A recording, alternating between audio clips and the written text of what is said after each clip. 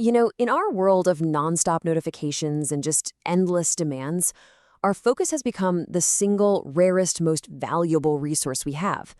We're always being told to find balance, to hustle more, to optimize everything. But what if the answer isn't some new app, but a really, really old code?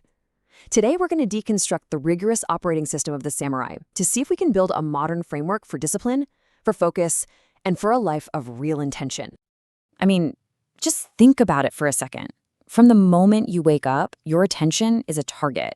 You've got emails, social media, news alerts. It's a constant battle. That feeling of being pulled in a dozen different directions, it's not just in your head. It's the defining struggle of our time, isn't it? See, the samurai faced threats of sword and spear. We face threats of distraction and cognitive fatigue. The battleground, it's shifted from the physical world to the psychological terrain inside our own heads. And look, this isn't about some romantic, nostalgic view. It's about applying a battle-tested strategy for self-mastery to the challenges we are all facing right now. Okay, so how do we actually apply this?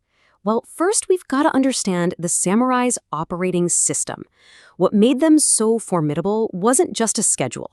Because, a routine without a real philosophy behind it, it's just a checklist. The resilience of their method comes from Bushido, the way of the warrior, an internalized moral code that gave them the why behind every single action. Now, what's really interesting here is how these 7 virtues aren't just these abstract, floaty ideals.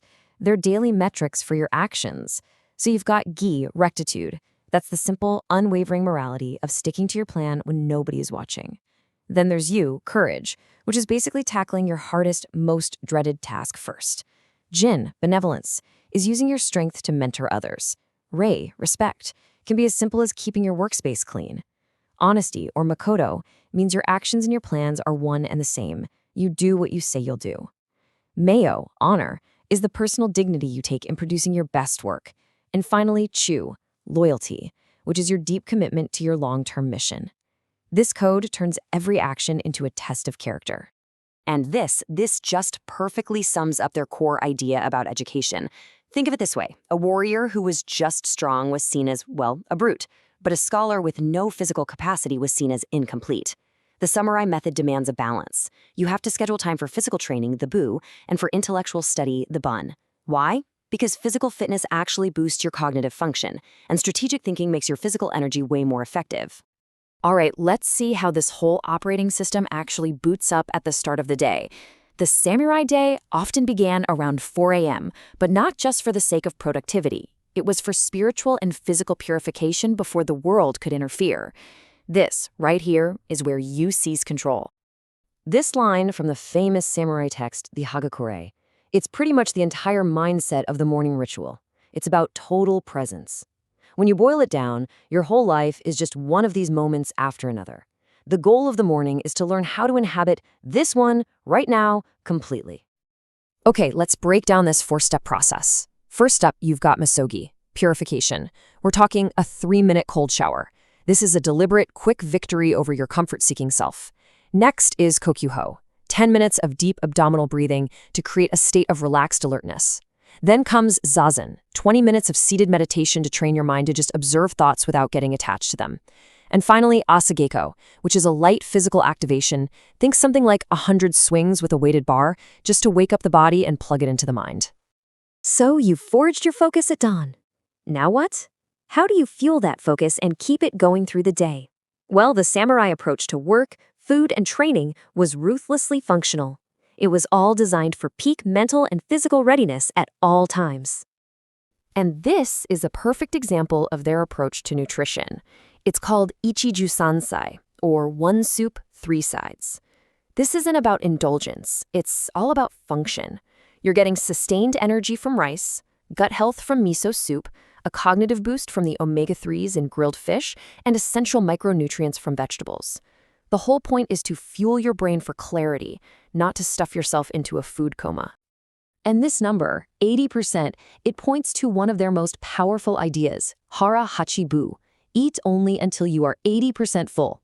The logic behind it is just dead simple. Digestion takes a massive amount of your body's energy. A full stomach leads to a dull mind. By stopping at 80%, the warrior stays light, agile, and mentally sharp, ready for action at a moment's notice. And of course, that mental sharpness had to be backed up by a body that was ready for anything. Physical training wasn't about looking good. It was about building functional, structural strength. They use this supplementary training called Hojo Undo with some really unique tools. And what's so cool is that these ancient tools, they have direct modern equivalents you can find in almost any gym today. The chi-ishi, a stone on a stick, is just like a modern mace bell, perfect for building the kind of grip and shoulder stability you would need to wield a sword, or, in our case, to endure long hours at a desk without getting injured. You know, a samurai's day doesn't just end. It doesn't just crash onto the couch. It concludes with a controlled descent. The evening is a deliberate ritual for reflection, for restoration, and for preparing for the next day's battle. This is where the practice of Naikan, or looking inside, comes in. And instead of a journal all about your feelings, this is a brutally objective self-review. So, the first question, it forces you to recognize how much you depend on others and to cultivate gratitude. The barista who made your coffee, the colleague who answered your question, nothing is taken for granted. Then, the second question flips the script.